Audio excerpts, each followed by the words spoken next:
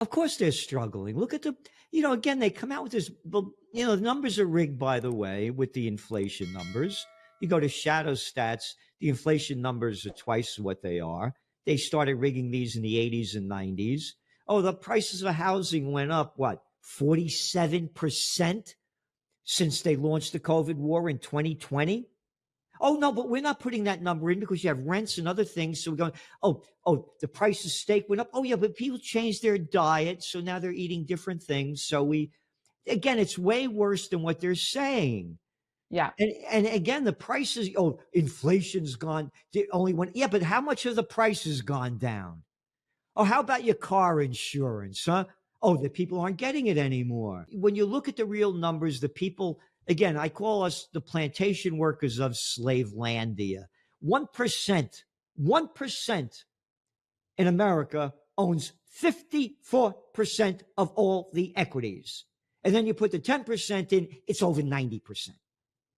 So for the average person, it's a struggle every day. And again, we do the data.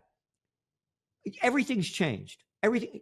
9:00 at night now, after the COVID war, restaurants stopped serving. Streets are dead. It's a whole different environment. Businesses are all slowing down. All of that juice that they artificially propped into the markets now is drying up. Inflation numbers are twice what they claim. Just take a look at shadow stats. Housing prices up 47% since the COVID war of 2020. And don't forget the markets are rigged. Gerald Celente warns that Americans are being left in the dust, while the 1% owns 54% of all equities. Streets are dead, businesses are slowing down, and the economy is on the brink of collapse. All the money they pumped into the markets is drying up fast, leaving the average person struggling every day. Celente calls it a casino economy, where the top players keep propping up the game at the expense of everyone else. And as interest rates drop, the dollar will fall, sending gold prices soaring. And again, you have to look at the global data. Look what's going on. Again, Germany, Japan. Oh, we were talking about the markets before. Oh, the Nikkei only had its worst day in history a couple of weeks ago. Oh, but now it went back up. Which side would you be more on here, Gerald? I mean, which bank should we be listening to? We call it dragflation. The economy is going to go down and inflation is going to go up. There's no question about the economy going down. But again, if they start their act again and start pumping more cheap money in and inventing, look, I thought things would, I made my name. The facts are there. I call it the Wall Street Journal. I call the 1987 stock market crash.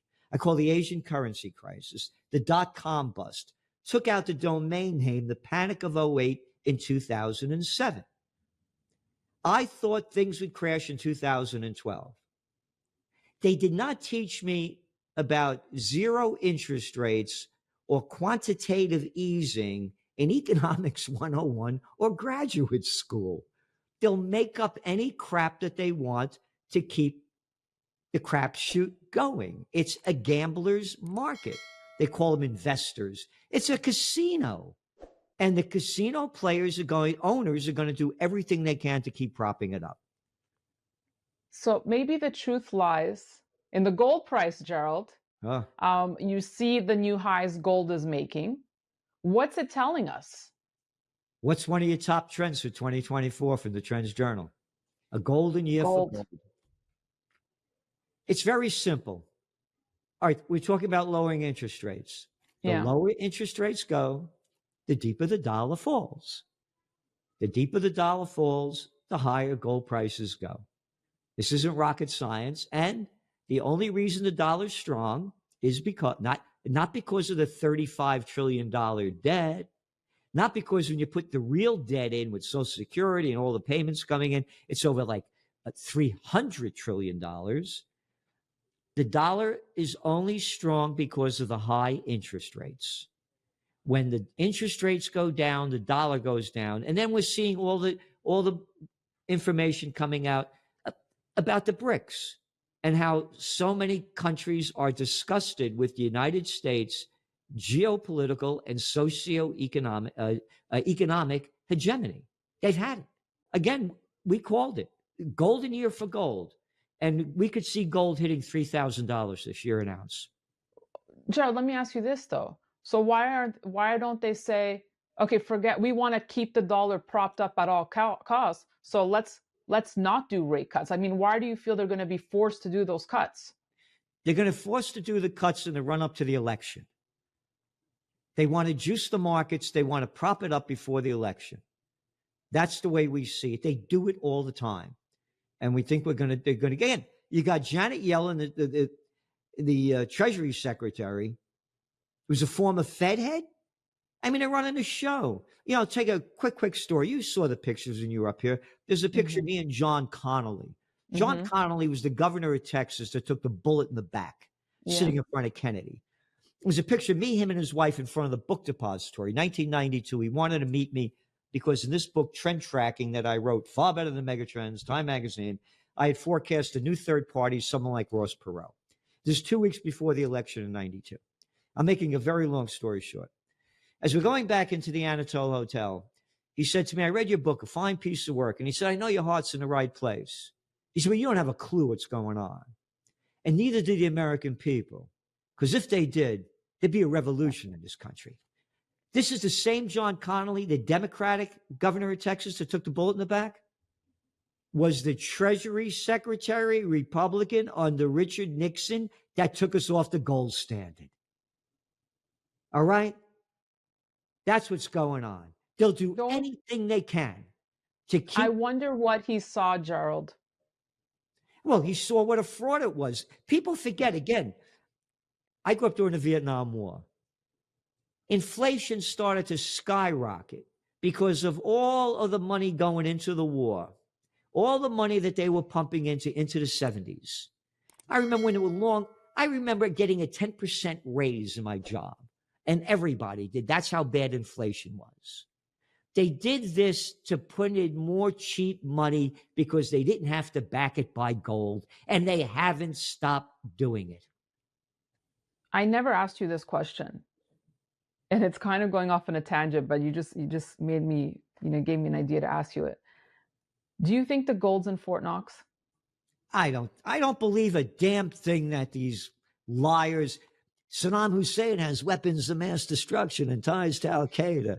I mean, look at the garbage that they throw out there. I don't believe a word that they say. Again, and that was the other thing, too, as you know.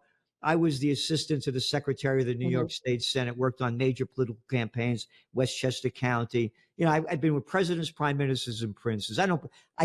When I quit my job up in Albany, none of my friends could believe it.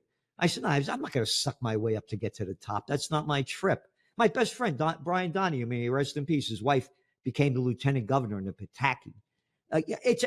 There's not a word that I believe. These are the same people I couldn't stand in high school and college that wanted to be class president, the head of student council. That's who's running this show. They're a bunch of little nobodies.